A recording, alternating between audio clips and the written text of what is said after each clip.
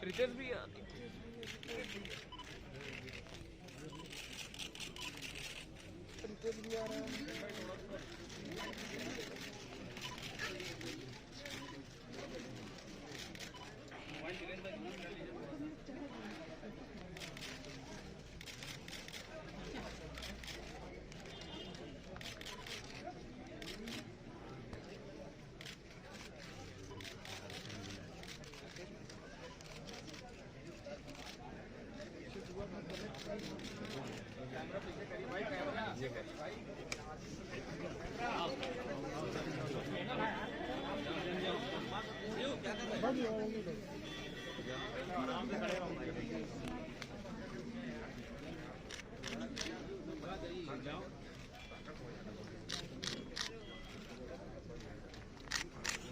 मुकेश भी थोड़ा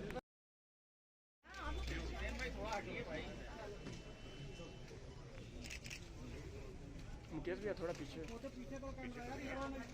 अरे यार इधर कंडी वंडी तो छोड़ दो तुम लोग यार। अरे सब ये पूरा तुम लोग यार उस पे हम पैरने की भाई, हमारा साइड है यार।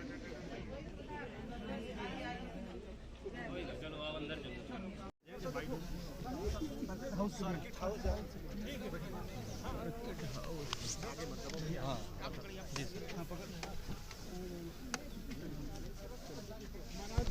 महाराज जी महाराज जी महाराज जी, अरे चलो भाई सर आगे आगे, सर आगे आगे, सर और आगे, सर आगे आ जाइए, सर आगे आ जाइए। भाजपा के लिए कितनी बड़ी क्षति है।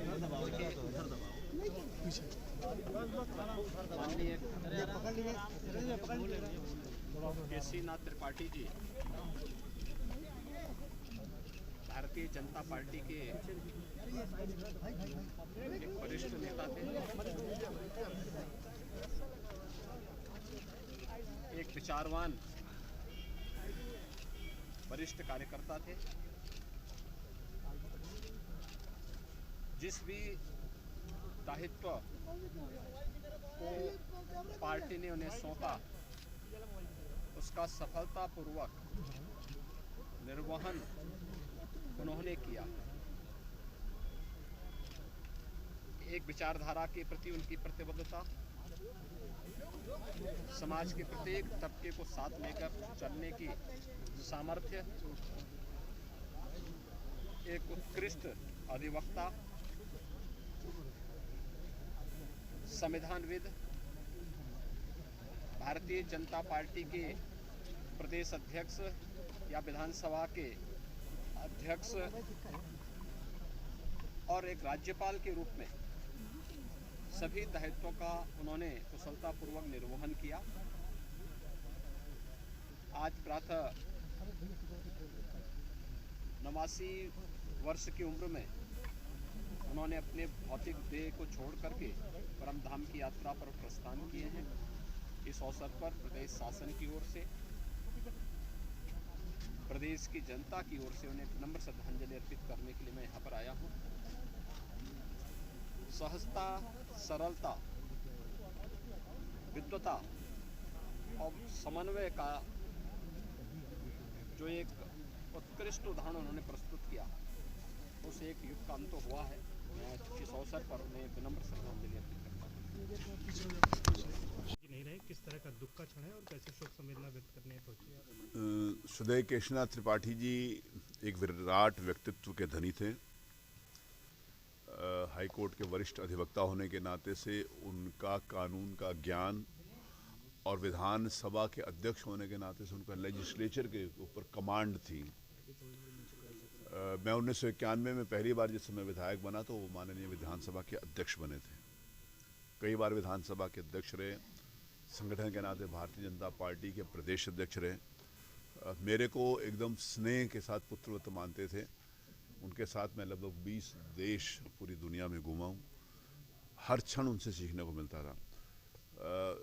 मैंने देखा कि जिस समय लगभग 13-14 घंटे की फ़्लाइट होती थी, सारे समय बैठकर लिखना, अपने समय का कभी वो दुरुपयोग नहीं करते थे, हर क्षण का सदुपयोग करते थे। उनकी लेखनी में ताकत थी, उनके विचारों में दम थी और वो एक समर्पित राष्ट्रभक्त थे। केशनाथ त्रिपाठी जी के ना रहने से प्रदेश की और देश की राजनीति में एक महत्वपूर्ण व्यक्ति खोया है। और विशेष रूप से मैंने कहा कि जिस समय मैं विधानसभा अध्यक्ष बना तो उन्होंने मुझे कहा कि आप ये विधानसभा अध्यक्ष जरूर बनिएगा, यहाँ पर काम करने का बहुत अवसर है। और अब जब मैं काम करता हूँ तो लोग मुझे मेरी प्रशंसा में या मेरे लिए कोई बात कहते हैं तो मुझे कहते हैं कि आप माननीय कृष्णा त्रिपाठी जी के अनुसार जैसे वो काम किया करते थे वैसे आप काम कर रहे हैं, उनके पद चिन्हों पर चल रहे हैं।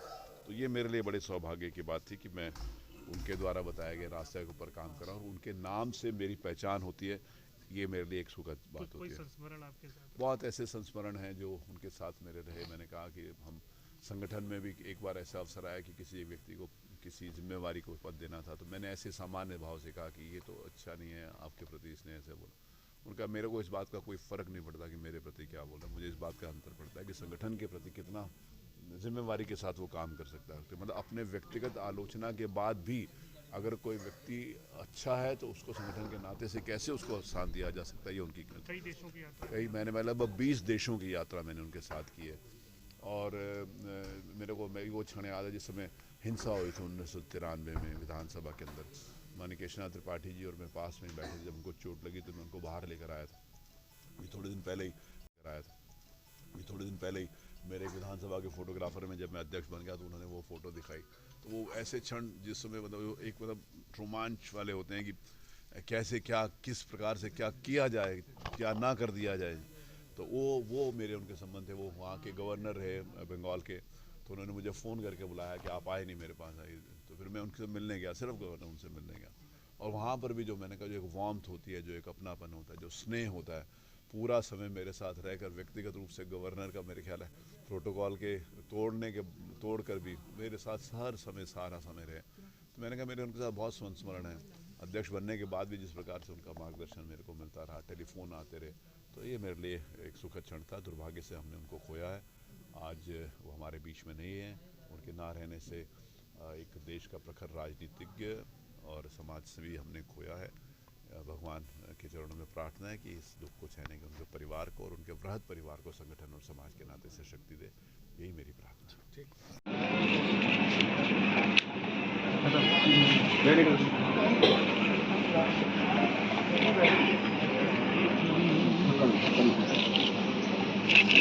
सर